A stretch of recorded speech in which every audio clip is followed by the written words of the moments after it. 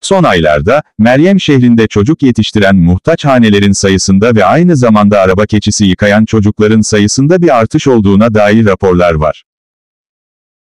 Veriler, yaklaşık 3 yıldır devam eden Türkmenistan'da artan ekonomik kargaşa ve ardından gıda, ekmek, un kıtlığı ve yükselen fiyatlarda keskin bir yükselişin ortasında geliyor. İlgili bilgi. Türkmenistan'da çöp dilenen kadın ve çocuk sayısı daha fazla. Şehirde durum Vahim. Avluların içindeki pislik dökülen kovalar bir ailedir ve elleriyle doğan insan ve çocukların sayısı giderek artmaktadır. el kovalarının içindeki paketleri tek tek açarlar. Güvenlik endişeleri nedeniyle isminin açıklanmaması koşuluyla konuşan muhabir, 17 Ocak'ta yaptığı açıklamada, gıda atıklarını ayrı bir kaba, plastik kavanozları ve şişeleri başka bir kaba koydular, dedi. BİMER'i muhabirine göre, satılık plastik şişeleri ve şişeleri atıyorlar. Her plastik şişe 20 tenge karşılığında satın alınır.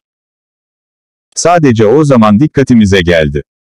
Gündüz insanlardan utanıyorlar, geceleri kova atıyorlar ve çocuklarına yiyecek arıyorlar, dedi. Ayrıca akşam 20'den sonra 6 ila 9.